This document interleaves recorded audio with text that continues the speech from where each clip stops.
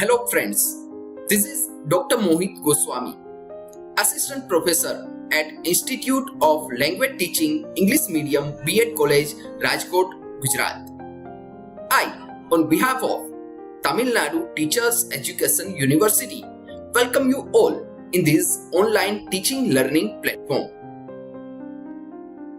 Today, we are going to discuss John Carroll's model, which is a part of your syllabus in Advanced Techniques of Instruction. Let's start with the learning objectives. By the end of this session, the learner will be able to know the variables of Carroll's model of learning, know the interrelations among the variables of the model, and know the findings of the model. First of all, let me give you introduction of John Carroll. He was a famous American psychologist who was born on 5th June 1916 in Hartford, US. He is known for modern language aptitude tests and, of course, model of school learning, which we are going to discuss today. His famous books consisted of Human Cognitive Abilities, Language and Thought, and many more. In 1963, John Carroll proposed a model to account for school learning. His major premise was that school learning is a function of time. The more time you will invest in learning, the more you will learn.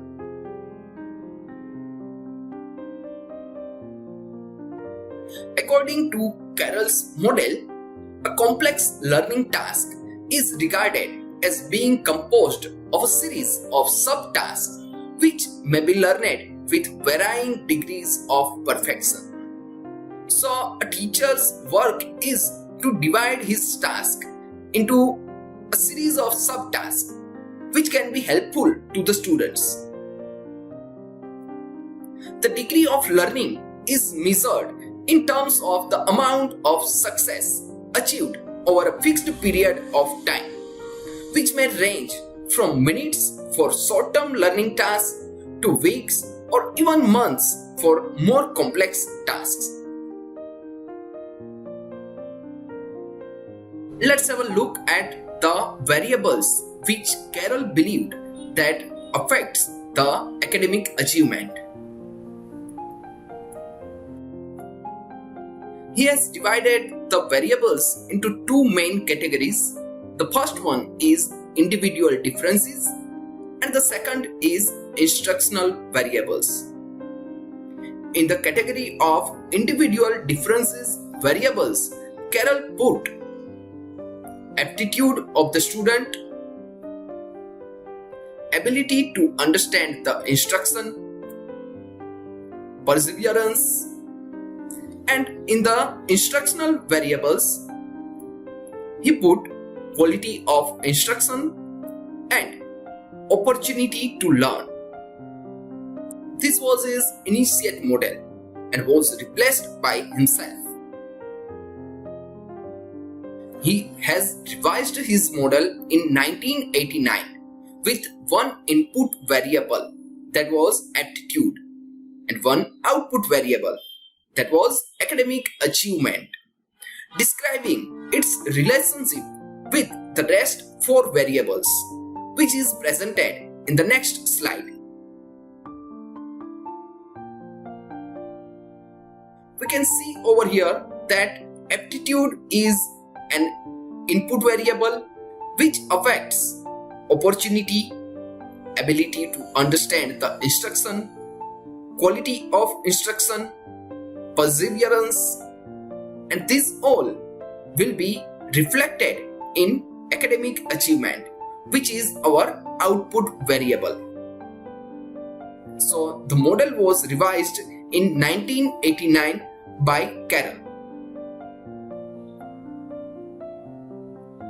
We have already discussed about the 5 variables that are divided into two main classes are conceived to influence the degree of learning. They may be outlined as follows. We have already discussed that there are main two classes: individual differences variables as well as instructional variables. Now let's have a look at them one by one in detail. The first variable is aptitude, that is our input variable. Aptitude refers to the student's general abilities to learn. We can say that if a student is having a higher aptitude in mathematics, then he can learn mathematics faster than the most other students of the same class. Aptitude of a student is measured in terms of the time the student needs to learn the task to a specified criterion of learning. We can say that if a student is having higher aptitude in mathematics, then he will be able to grasp mathematics in a shorter period of time than most of the other students. But also, in many cases, predictable from measures of ability and prior achievement that can be obtained before the student begins learning the task. The second variable is ability to understand. We can also say that prior knowledge or pre-knowledge of the subject.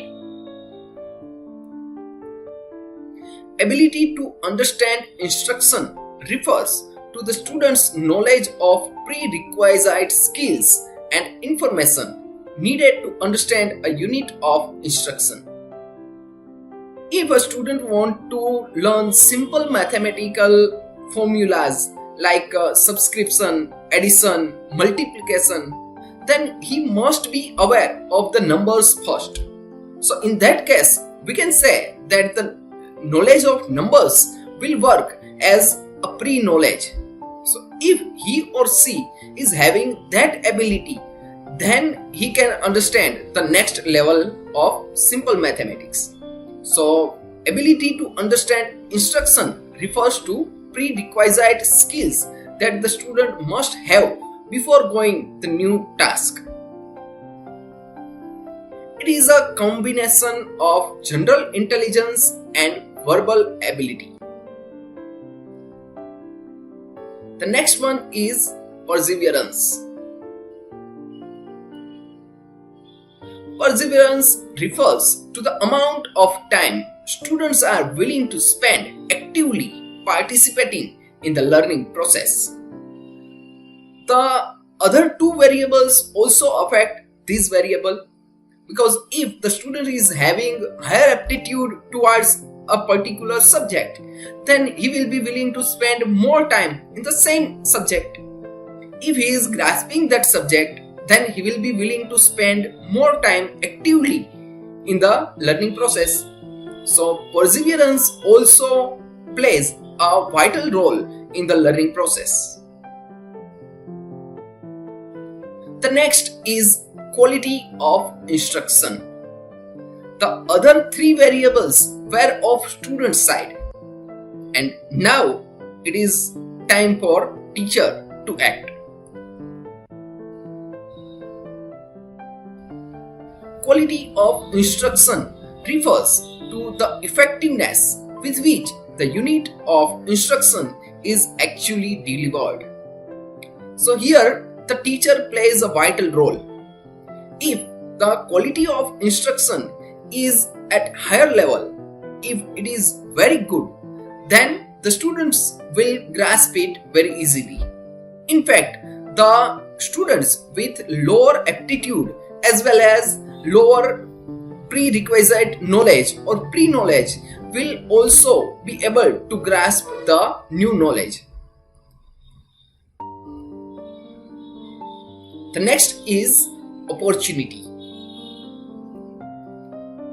Opportunity here refers to the amount of time available for learning. So if you are giving a meaningful time to the learner to learn a particular task, then and then he can be able to grasp the same knowledge. It could include homework time as well as time in class. We can have example over here that if a particular task needs 1 hour of student, then you must give 1 hour to the particular task. You cannot complete that task into 30 minutes or 45 minutes. You must give a reasonable time to the learners to try to learn that particular task. Moreover, if the learner is a slow learner, then you must give them additional time to have work on the same subject so that they can be able to grasp. Mastery learning can be achieved only if maximum number of these 5 variables are in favor of the teaching learning process. We all are already aware that in other fields such as music, dance, drama, swimming, sports, the maximum number of students can learn what their teachers have to teach them. Why? The reason is these 5 variables only. We can simply say that the students with higher aptitude towards these activities will go to the same activities. If his aptitude is higher, then his ability to understand instruction in the same field will obviously be higher. If his perseverance is high, then and then he will go to the activity. So he will be ready to spend as much time as possible into the same activity. So that variable also be in favor of the student. Only if he is getting good instruction from the teacher's side, then he will be able to achieve success in the same task. I hope that you all get what these 5 variables are meant to be. Now it's time to check your grasp. Here I am having 5 different statements. You have to mark out of which variable they are related. First of all, our first statement is Aarti is having trouble in math. Her mother thinks that this is because the teacher never assigns homework. You have to find out from the below variables which variable is related to the statement.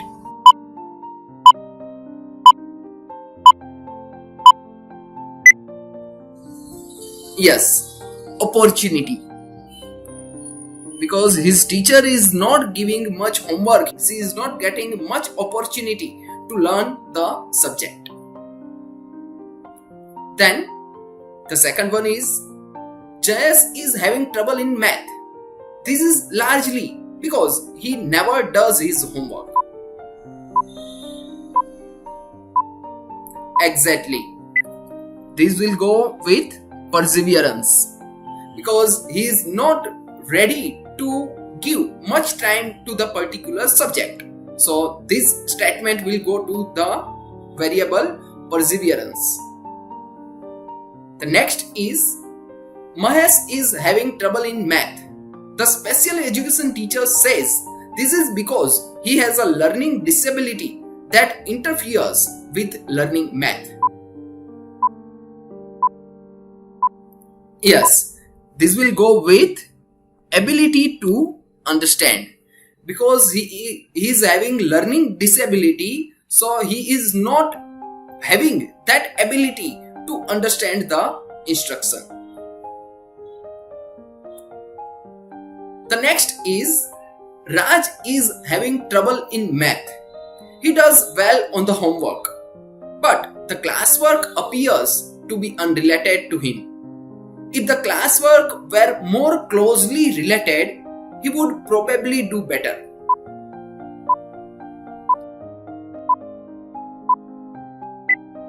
Yes, this will go with quality of instruction. The student is giving much time to the subject, he is ready to spare more time on the same subject, he does well on his homework, but classwork appears to be unrelated. So here the quality of instruction is at lower level, so he is not getting much marks in the subject. So this will affected by the variable quality of instruction. And the last is Mitesh is having trouble in math. This is probably because he don't like the subject much.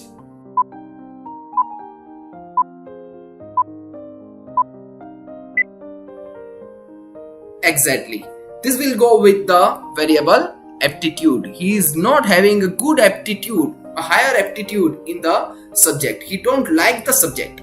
So he is not getting much success in the same subject. So we can say that maximum number of these 5 variables must be in favor of the teaching learning process to have a good teaching learning environment. Now let's understand the interrelations of the factors affecting teaching learning process proposed by John Carrol. According to Carrol, the basic principle of school learning is that it is a predicate of time, which can be demonstrated with the help of the below formula. School learning is equal to F, where F is time. Let's elaborate the formula. School learning is equal to F into bracket time spent for learning divided by time needed for learning. When we are talking about time spent for learning, then it is the multiplication of opportunity and perseverance. So the learner will spend the time, how much the time he is getting and how much time he is willing to devote into the similar task. And if we talk about the time needed for learning, then it is the multiplication of aptitude, ability to understand the instruction, and the quality of instruction. So finally, our school learning formula is equal to F into bracket opportunity and perseverance divided by aptitude, ability to understand the instruction, and quality of instruction. The amount of learning expressed in percent of criterion reached is a function of how much time the learner actually spends in learning in relation to the amount of time he needs to learn. It means the opportunity and the perseverance. This latter quantity being a complex function of the quality of instruction, the student's aptitude, and his ability to understand the instruction. The efficiency of learning expressed as a percentage is a function of the relation between the student's optimal rate of learning and the rate at which he actually learns. The product of the amount and the efficiency of learning can be used as an overall measure of achievement from the standpoint of the school's success in promoting learning.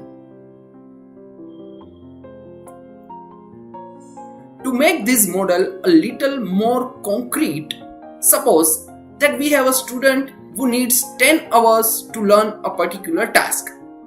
If he is given the best quality of instruction available and if he actually spends the 10 hours necessary. So we can say that if a student needs 10 hours to learn a particular task, then if he is given the best quality of instruction available and if he actually spends the 10 hours into the same task, then and then he can be successful in learning the task. The fact that it would take this student 10 hours to learn the task reflects the student's aptitude. So 10 hours might be an average time to learn such a task. Student of higher aptitude might take a shorter length of time, while students of poorer aptitude might take much longer. And some might never learn it at all, needing an infinite amount of time to do so. The student who needs 10 hours to learn and actually spends 10 hours on the task learns 100% of the task.